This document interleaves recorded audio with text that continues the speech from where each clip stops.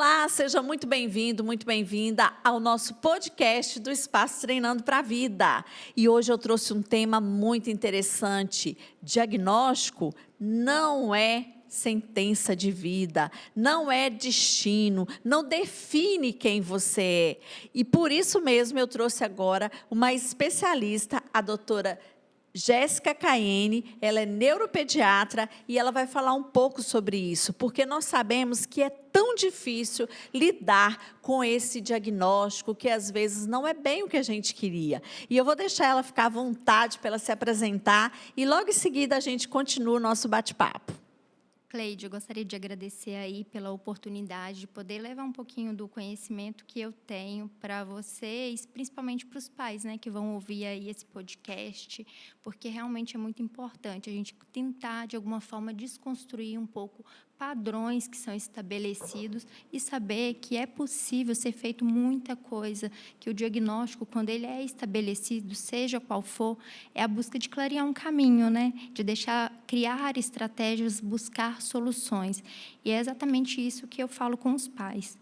Agora é o momento que você está encontrando todas as ferramentas necessárias para conseguir realmente ajudar o seu filho. Então, não fique triste, não fique chateado. Mas a gente sabe que existe o processo, né, da recusa, o processo do luto, isso acontece. Sim. Jéssica, mas antes da gente aprofundar mais nesse assunto, eu queria que você falasse um pouquinho assim da sua escolha pela neuropediatria, né? Que é algo assim tão incomum hoje, até difícil de encontrar profissionais com essa especialidade. E o que te levou a buscar isso? Então, eu amei a sua pergunta, porque, de alguma forma, tudo que vem me motivando na carreira é bem emocional, sabe? Não foi nada de forma racional a minha escolha. Eu cheguei a estudar, fazer pediatria no Hospital Municipal Jesus. Esse hospital foi o primeiro hospital pediátrico do Brasil, então ele é pioneiro em residência médica, é referência no Rio de Janeiro.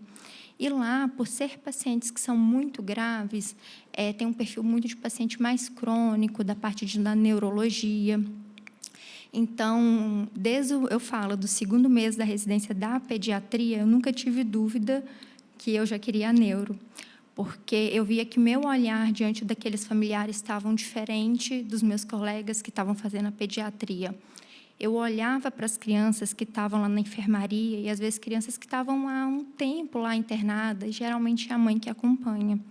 E o que eu observava? Que aquela criança ela podia não falar, mas ela se comunicava no olhar, no sorriso. E eu tive assim uma grande professora lá que me inspirou muito, porque ela não colocava aquelas crianças, mesmo com um quadro neurológico mais grave, em uma situação como se não pudesse fazer nada. Pelo contrário, ela mostrava N caminhos de possibilidades para aquela criança buscar uma melhora, uma vida com mais qualidade. Então, pode não ter cura, mas pode ter mais qualidade de vida, pode ter desenvolvimento. E aí, enquanto os outros colegas viam, nossa, esse paciente não tem nada para fazer, porque o médico está condicionado à cura. E aí eu via, nossa, mas eu não estou vendo isso.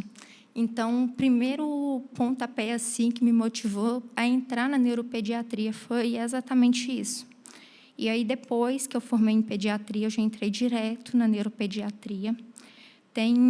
Lógico, tive que estudar muito, porque hoje tem poucos neuropediatras no mercado, porque realmente tem poucas vagas disponibilizadas. Quando a gente faz uma residência médica, que é um concurso igual o Estado de Minas, são 5 vagas para neuropediatra. O Brasil é muito pouco neuropediatra. Então, a gente tem que tirar uma nota muito alta.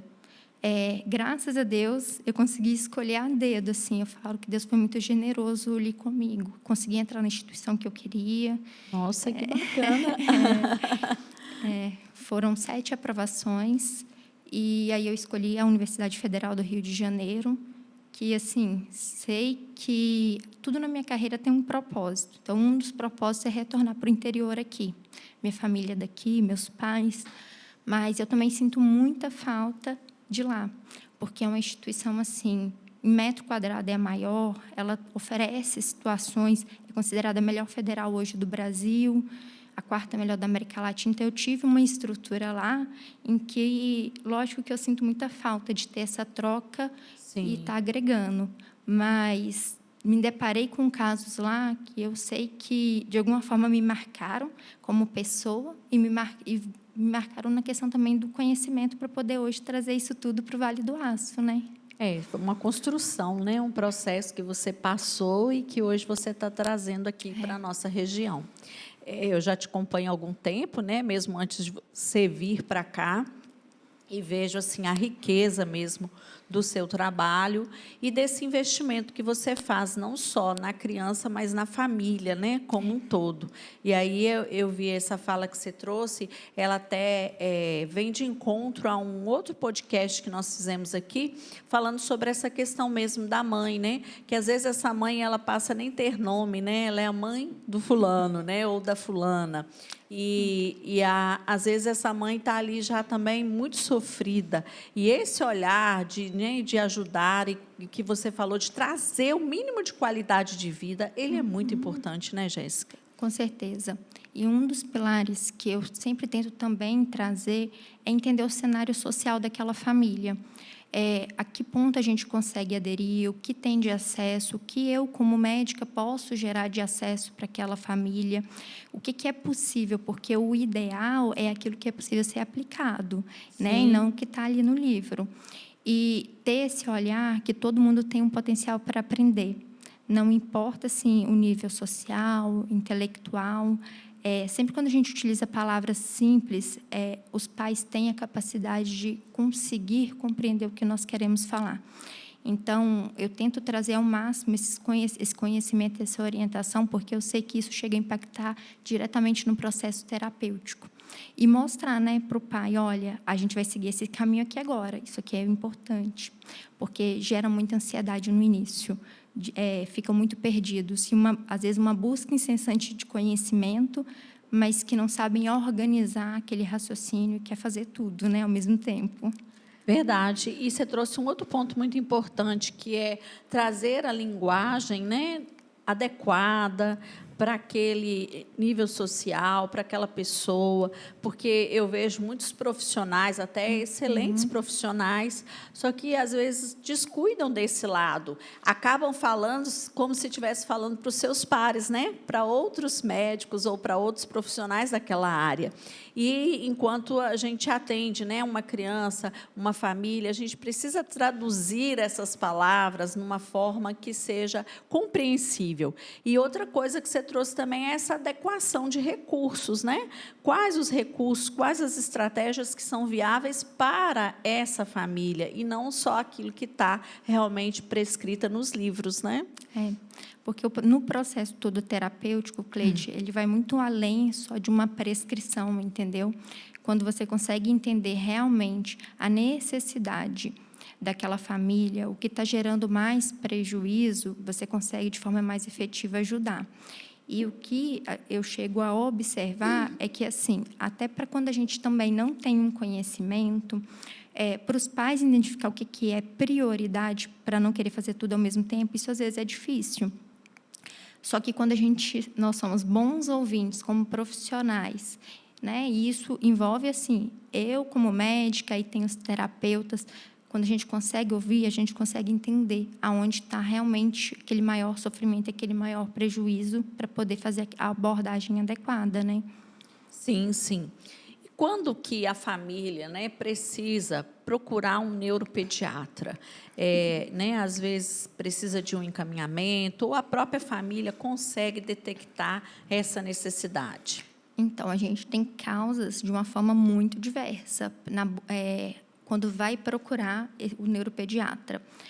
Tem qualquer criança que tenha atraso, seja um atraso motor, seja um atraso aí de linguagem, crianças que, de alguma forma, têm dificuldades de aprendizado, têm alterações de comportamento. E eu não estou pontuando para você, assim, às vezes, diagnóstico, mas queixas. Sim, crianças que têm quadros aí de cefaleia, de dores de cabeça, que, de alguma forma, é mais molinho. Então, é muito diverso. Que tem alterações aí no formato da cabeça. Então, crianças que, de alguma forma, vão chegar a desmaiar, que a gente vai descartar várias possibilidades. Assim, a gente vai estendendo. E aí se eu for te falando todas as queixas, Sim, mas que, sim. no geral, eu acho que os pais, sempre quando vê que o filho está tendo algum tipo de prejuízo no desenvolvimento, no aprendizado, algo que está fugindo ali do padrão da criança, ela tem que buscar um profissional para poder avaliar, né? O pediatra vai ser a porta inicial. Sim. Então, o pediatra ele tem que ter esse nível de consciência do tipo, essa criança está tendo um atraso. Eu não vou ficar só esperando, achando que é o momento, ou os pais também ficarem ali postergando. Não, vai ter o tempo da criança.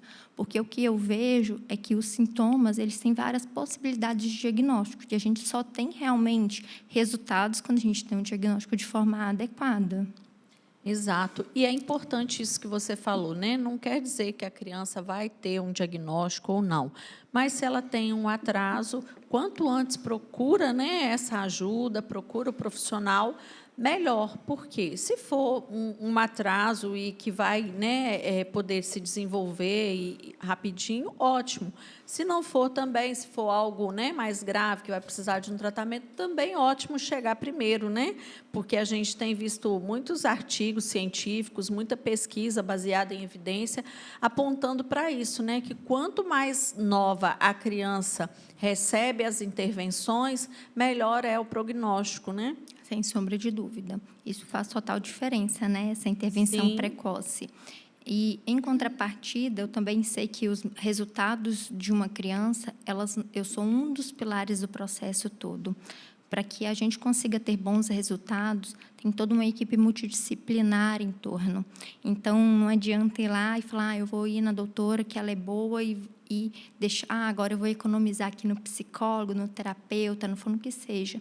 Ter esse olhar que a qualificação profissional de todas as pessoas que estão envolvidas é extremamente fundamental. E, em contrapartida, o que eu vejo também é que, de alguma forma, as pessoas são muito condicionadas a limitar os diagnósticos em duas condições: é autismo ou TDAH. E isso fica muito restrito e de forma muito repetitiva. Só que é muito fácil você ir lá e conseguir preencher um DSM-5 e falar, essa criança tem um autismo. Mas eu sempre me questiono, por que essa criança tem? Porque agora que eu estou atendendo aqui no Vale do Aço, estou me deparando, sim, com algumas situações assim, de crianças que, na verdade, têm uma surdez, e aí foi diagnosticada com autismo. Nossa. E a gente sabe que o aparelho auditivo, ele tem boas respostas até 5 anos de idade. Então, isso faz diferença. Nossa. Crianças que, na verdade, estavam tendo crise convulsiva e foram diagnosticadas como TDAH, por ter dificuldade de aprendizado. Crianças que, igual isso foi agora, recente, que são molinhas hipotônicas, né? E aí o músculo é todo molinho, e que passou por ortopedista e está cheio de ressonância magnética, e não pontualmente só, passou também por outros. E, no final, a criança não foi investigada da parte da hipotonia como uma causa mais muscular, e que a gente sabe que é isso que vai fazendo essas intervenções de forma consciente, saber o diagnóstico. E, em contrapartida, crianças que chegam até a mim com o diagnóstico e, na hora que eu vou olhar, por exemplo, uma criança chegou usando anticonvulsivante. Essa criança tinha um problema cardíaco. Ela não estava convulsionando. Nossa. Então, a gente sabe que é no meio desses cenários que os resultados são possíveis quando tem uma boa avaliação. Por isso que é importante, sim, né, uma avaliação diagnóstica, e, como você falou, ela precisa ser multidisciplinar, precisa ter essa troca entre os profissionais, né? Com certeza, porque, assim, não só com a equipe multidisciplinar, né, para ter bons resultados, eles só são mais efetivos quando eu vou conversar com a equipe, tenho essa troca, porque, assim, eu vou fazer uma consulta, a minha primeira consulta dura 1h30, porque eu realmente faço uma avaliação desde quando foi a gestação até os dias atuais, tentando abordar todos os pilares para não perder nenhuma informação. Só que, nesse cenário, o terapeuta está toda semana com a criança, ele está presenciando o comportamento, ele está visualizando quais são os processos de evolução. Então, ter essa troca do que o terapeuta está observando é fundamental. Assim como no ambiente escolar. Eu ter um professor que consegue ter um olhar sensível, e assim, eu estou me deparando com, por exemplo, eu fiquei extremamente assim, orgulhosa, feliz de uma escola em que eu recebi um relatório da professora, quanto olhar sensível ali presente, conseguindo entender aquele aluno e entender aquele comportamento, que um choro, um grito, uma agitação, ela se traduz muito mais do que isso, tem fatores causando aquilo ali. Então, o que ela compartilhou foi o processo assim fundamental para mim conseguir dar o diagnóstico para a criança. Então, e é uma contrapartida, eu também fui lá e pedi. E, assim, eu vejo que os professores, no geral, entendo que assustam quando eu mando uma mensagem assim. Aqui, envia um vídeo da criança interagindo lá na escola, porque acaba podendo expor a imagem da outra criança. Mas você vai enviar para o e-mail da instituição, onde eu vou ter acesso, onde vai ser confidencial, e que tem uma finalidade ali no processo do diagnóstico, que isso contribui, né? Sim, sim. E aí, olha, a participação da escola ali comigo, sério, foi o ponto assim chave mesmo. Então, eu espero que as pessoas vão conseguindo gerar essa conscientização que todos esses pilares, inclusive o do ambiente domiciliar com os pais, o nível de conhecimento, é o que vai fazer a diferença também. Com certeza, é muito importante, né, esses pilares e todos andarem juntos nessa mesma vertente do bem-estar daquela criança, do melhor para aquela criança. Recente nós fizemos, né, um podcast aqui também falando que quão importante é a gente sair desse lugar de que o médico, ou o psicólogo, ou o terapeuta, disso ou daquilo, que é o importante. O importante é o paciente, né?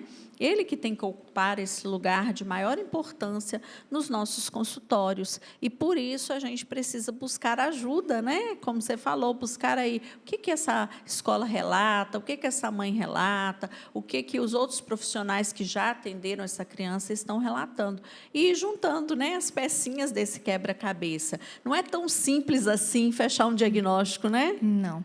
Vai ter, por exemplo, no diagnóstico pontualmente das crianças com o transtorno do espectro autismo, às vezes, de primeira, eu consigo já dar o diagnóstico, né? E eu sempre me questiono por que essa criança tem esse diagnóstico. Porque algumas condições a gente vai ter que investigar, outras não vai ser necessário. Sim. Né? Mas, principalmente, se essa investigação é só se ela for repercutir de forma direta ali no quadro clínico da criança. Aí eu trago essa orientação e essa abordagem ali no processo.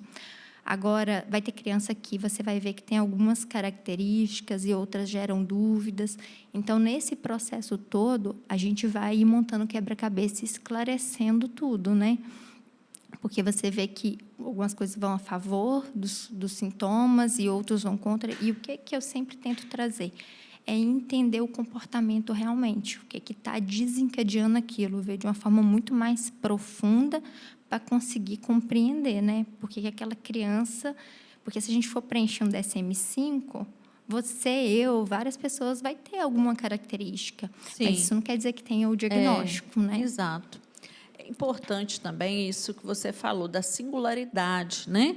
De cada caso ser um caso. Às vezes vão ter casos que vão ser necessários uma investigação, vai demorar mais com o diagnóstico, outros vão ser mais rápidos, né? Porque a gente tem que entender que cada um vai trazer ali questões que vão ser possíveis ser analisadas, né? De tal ou não forma. E eu achei impertinente também a sua fala, quando você disse assim que existem muitos diagnósticos repetitivos, e a gente vê muito isso.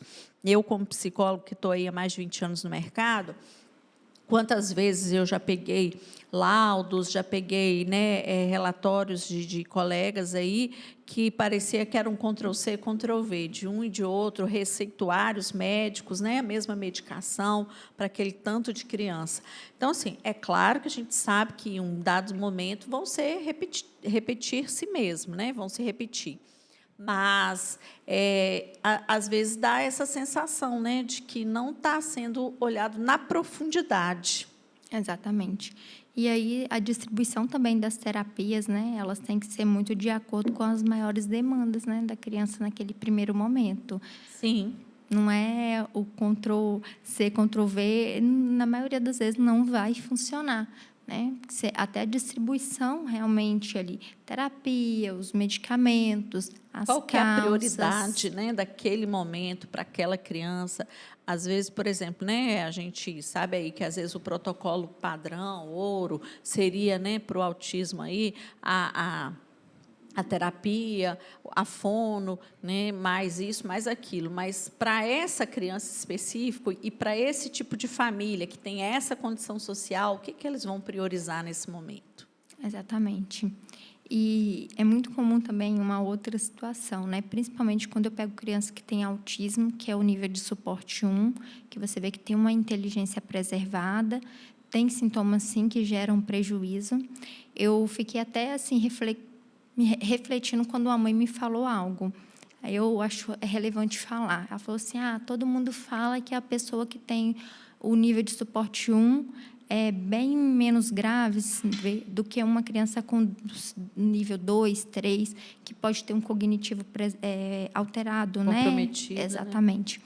Só que você vê que o nível 1 de suporte, que tem a inteligência preservada, ela tem consciência completa ali de todo o sofrimento que acarreta os prejuízos. Sim. E aí, no meio disso, quando eu pego uma criança, às vezes eu vou olhar para o pai, para a mãe, pontualmente, crianças que estão nessa condição e que você vê que não tem um quadro neurológico associado. Aí os pais têm característica. Aí você vai olhar, aí tem aquele tanto de comorbidade, que a comorbidade, eu sei que você sabe, mas talvez as pessoas que estão ouvindo não têm conhecimento. Eu tenho um diagnóstico de autismo, que é o diagnóstico base. Como consequência, eu tenho comorbidades. Então, eu posso ter uma ansiedade, uma depressão, problemas de relacionar, né, com as outras pessoas, vai acarretando vários prejuízos.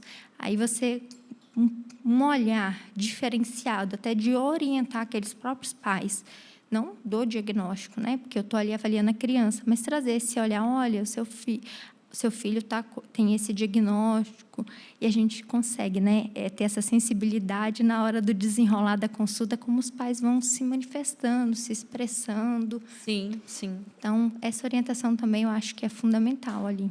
Com certeza, né? Porque é esse diferencial mesmo, esse olhar, e de perceber também que o nível de suporte, independente de ser 1, 2 ou 3, né? Existe um sofrimento, né? Existe aí uma demanda, né? Algo que, igual você falou, às vezes ele tem plena consciência, então, o que vai acontecer com as emoções também dessa criança, né? Dessa pessoa?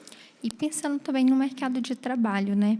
Eu até cheguei a fazer uma palestra na Cenibra, onde eu abordei, olha, vocês provavelmente têm funcionários que estão no espectro e que são pessoas que às vezes vão ter hiperfocos, que têm um desempenho ali enorme no trabalho, que pode ter uma alta performance, rendimento, gerar uma produtividade para a empresa, só que talvez por não ter uma adaptação, por não ter a busca do autoconhecimento, e a adaptação que eu falo é assim, se eu tenho um adulto que ele tem alteração sensorial e eu coloco ele no ambiente de trabalho onde ele vai ter mais barulho, automaticamente eu estou reduzindo o rendimento dele. Sim. Se eu tenho um adulto que ele tem um prejuízo para interagir e eu coloco ele em uma função onde ele depende da habilidade social, talvez eu não estou explorando o melhor lado dele, o que ele pode trazer de melhor ali na profissão dele e na empresa. Então, a gente vê que tem grandes potenciais aí na população com o espectro e que, de alguma forma, a falta do conhecimento, dessa busca, você vai acabar perdendo joias raras ali, né? Com certeza, Jéssica. Eu vejo que é muito isso, né? Às vezes a gente perde, por quê? Porque às vezes o foco maior está no déficit e não na habilidade, né? Está em rotular ali, por isso que muita gente teme o diagnóstico, né? Uma vez que tem o diagnóstico, tem esse olhar estereotipado, né, sobre aquela pessoa, e você esquece de perceber o quão rica é aquela pessoa que ela não é o diagnóstico, né? Ela é um ser humano que, através daquele diagnóstico, ela vai ter algumas limitações que podem ser adaptadas, podem ser supridas para que as habilidades sobressaiam, né? Exatamente. Eu acho que é um tema que você gosta muito, né? Que é essa questão do conhecimento para tentar, de alguma forma, trazer, valorizar mais as habilidades, né, da pessoa. Sim. E a gente vê o tanto que a nossa mente ela tem uma capacidade enorme de como a gente se percebe, potencializar o que nós temos de bom ou não, né? Então, quando você consegue, e eu acho que isso é importante para o médico, eu consigo identificar quais são as limitações, mas eu também consigo identificar quais são as habilidades, porque são essas habilidades daquela pessoa, e não importa qual é o comprometimento neurológico, todo mundo tem uma habilidade. Eu sempre acredito, eu tenho uma fé enorme, que ninguém vem na Terra à toa, tem um propósito. Então, quando você consegue identificar isso, você consegue, como se você floreasse, você desse luz ali, olha, você é muito bom nisso. Sim. E eu falei com a mãe falou assim, o filho tem TDAH, e aí ela, esse menino não para de montar e desmontar as coisas, que eu não dou mais conta disso, e só fala sobre esse assunto. E aí ela vai e reclamou da dificuldade de aprendizado. Eu falei assim, olha, você já falou que seu filho tem uma habilidade enorme para montar, para inventar as coisas. Por que você não instiga isso nele? Porque se ele gosta disso e você vê que ele é bom nisso, talvez isso pode ser uma das características que vai fazer ele escolher lá na frente uma carreira, hein? Aí ela ficou refletindo. O que era problema, na verdade, eu acho que despertou ela. Calma aí, meu filho é bom nisso. Exatamente. É justamente mudar, né, esse foco do olhar. E eu falo muito isso, que assim, os nossos recursos, eles são muito maiores do que, né, as nossas faltas. Mas a gente, às vezes, o nosso viés atencional, né, ele vai justamente, eu falo que às vezes a gente tem uma folha branca enorme. Se tiver um pontinho preto, você foca no pontinho preto. E esquece que tem toda aquela folha branca, né? Então, acho que é mais ou menos isso. Então, ainda que se tenha muitas limitações, né, é possível aprofundar e aproveitar aí todos esses recursos naturais, né, que você mesmo disse aí, da questão da fé, de que não se nasce à toa, né? Então, nós temos aí uma missão existencial que é inerente a todos nós, né? Então, nascemos para algo, e esse algo, independente das nossas limitações, ele pode se acontecer, né? E eu sempre falo, existe ser humano perfeito? Não. Todo mundo vai ter uma facilidade em algo e alguma dificuldade. Então, quando alguém fala assim, nossa, eu sou muito bom, aí eu só fico assim, tá. Eu vou até utilizar um termo que tá, fodão.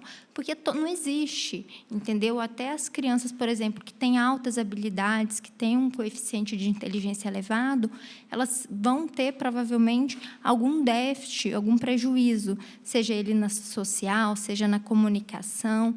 Sim. Então, o que faz a diferença é exatamente isso, né?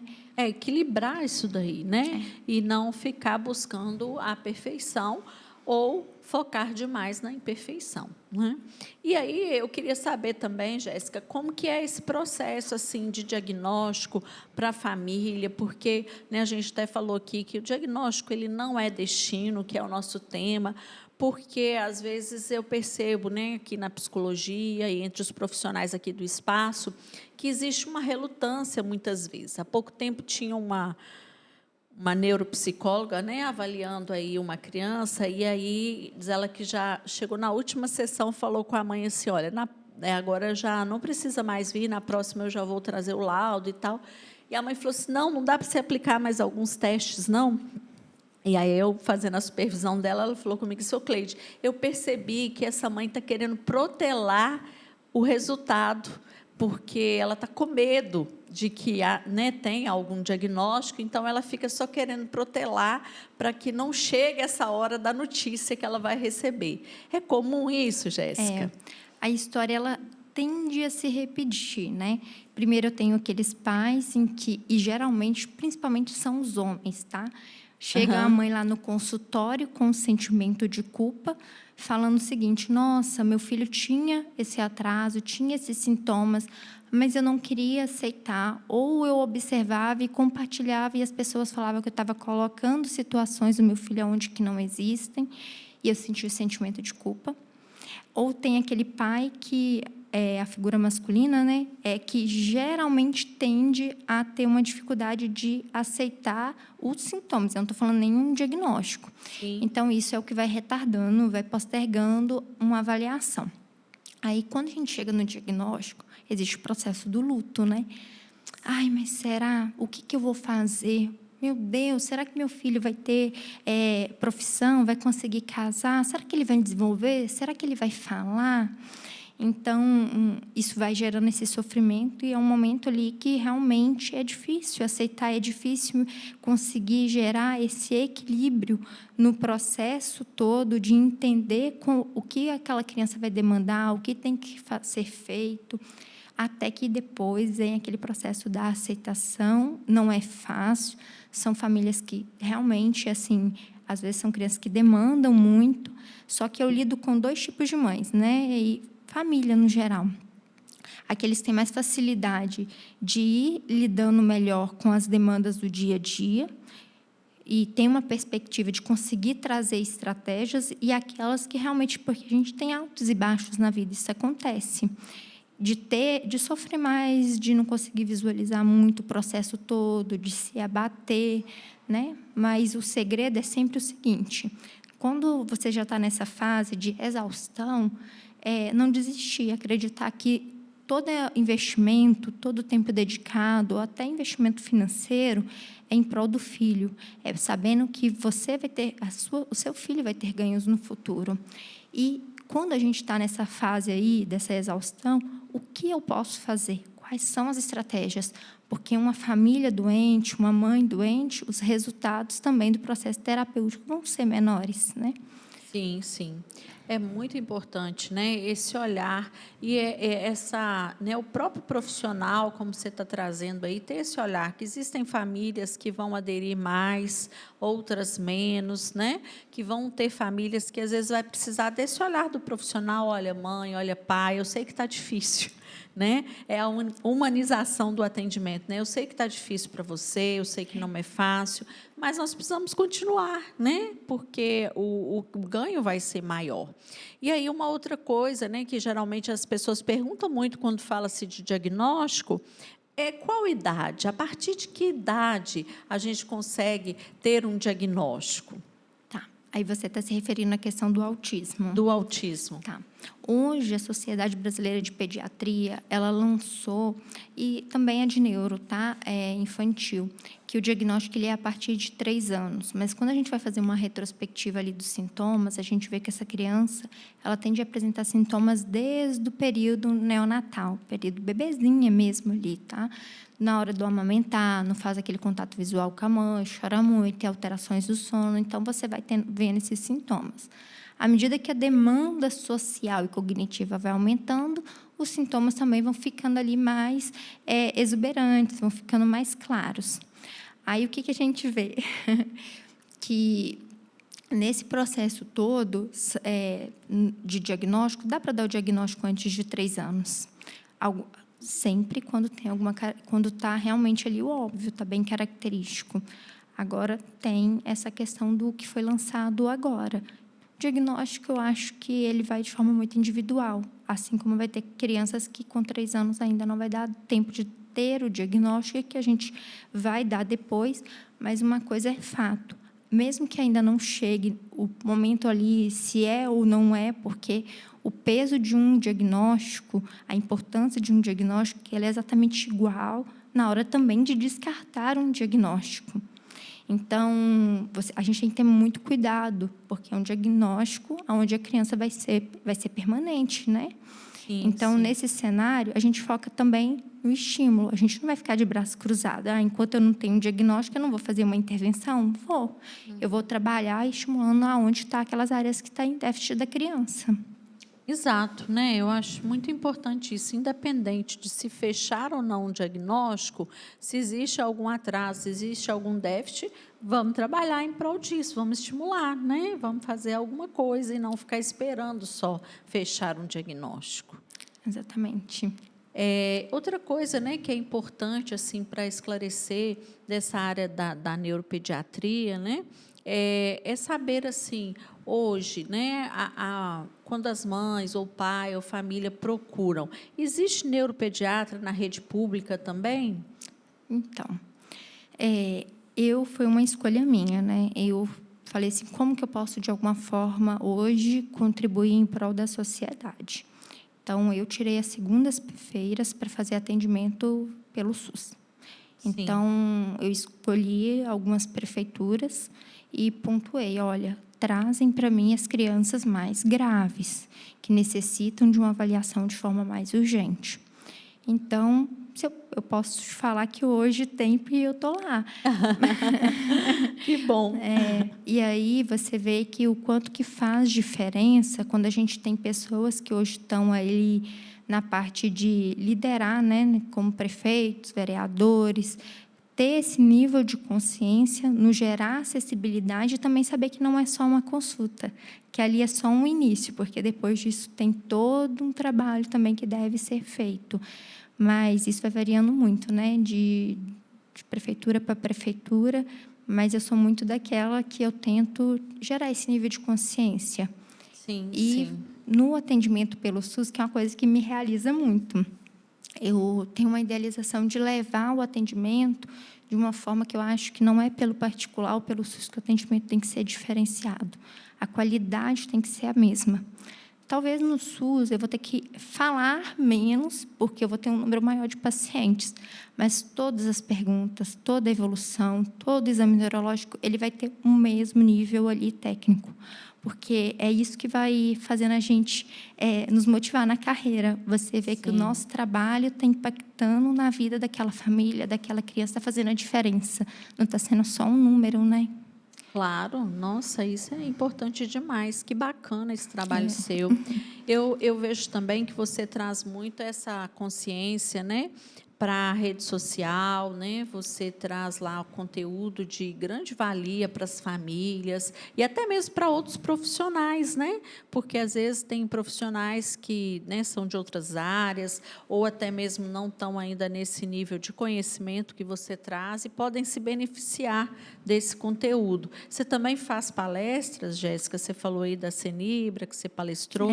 Eu estou fazendo, que Aham. também é uma das causas ali com a finalidade de ajudar, porque foi até o que eu falei lá no início, que eu vejo que sempre quando eu vou orientar dentro da consulta, eu falo muito, oriento muito, com a finalidade de eu sei que isso vai impactar nos resultados. Quanto mais conhecimento aqueles pais têm, mais fácil vai ser de manejar e a criança ter resposta.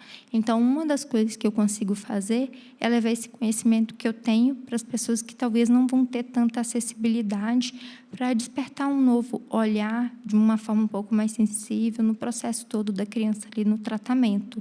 E aí eu estou dando palestras, principalmente aí pelo SUS, não é no SUS, né, para as pessoas mais carentes. Nossa, excelente, muito bom esse trabalho e necessário, né?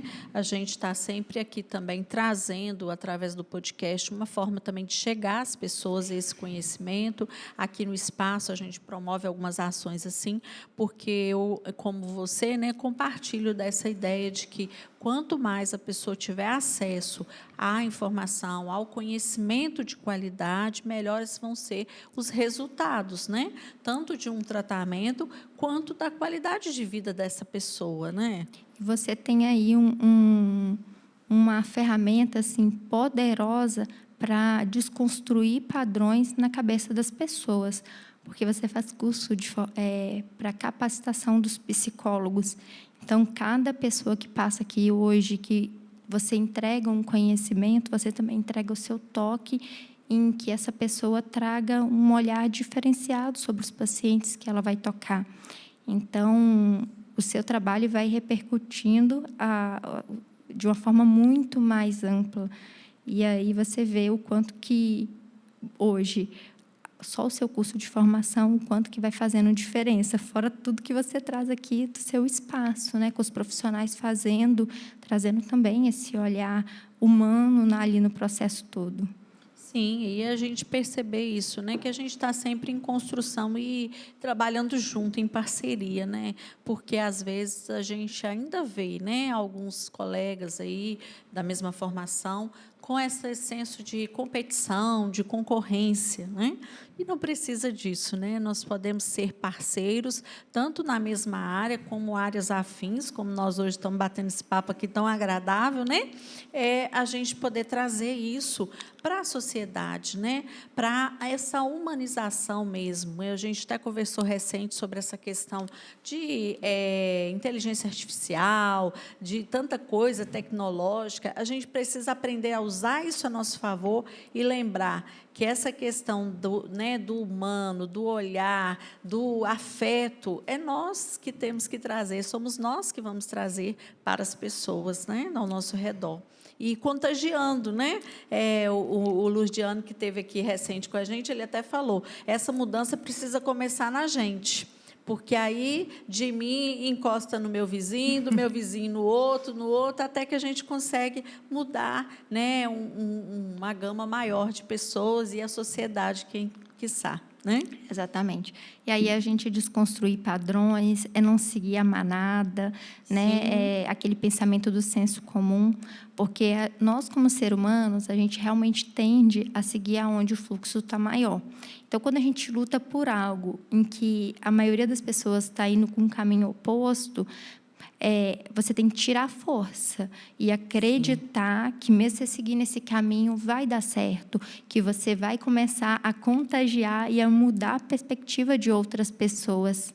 Então, eu admiro a sua fala, a sua visão como profissional, porque é a mesma da minha.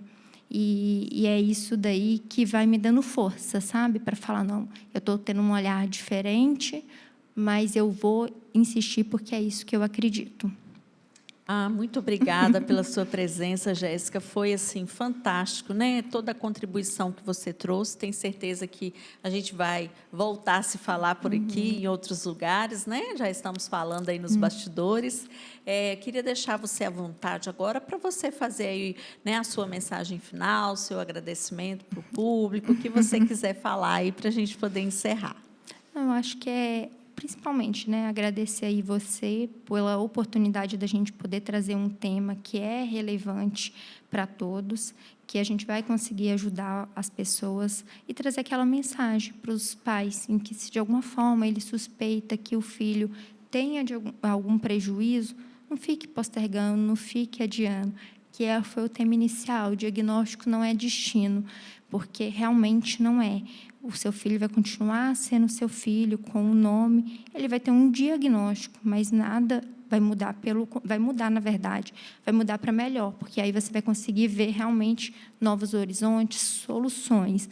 Então, eu acho que a principal mensagem é essa, para tentar, de alguma forma, gerar um conforto e uma esperança no coração dos familiares. Excelente, muito obrigada mais uma vez. Agradeço você que esteve aí com a gente. Quero dizer para você que não deixou o seu like, que já deixa aí. Deixa também o seu comentário, a sua pergunta, né? Mesmo que a gente não responder agora, eu vou encaminhar para a doutora Jéssica e depois a gente vai mandar para você uma mensagem. E se você achou esse conteúdo relevante, já envia para aquele pai, para aquela mãe, para aquele familiar que você sabe que precisa escutar um pouquinho do que nós falamos aqui. E eu te agradeço pela sua audiência e até o nosso próximo podcast.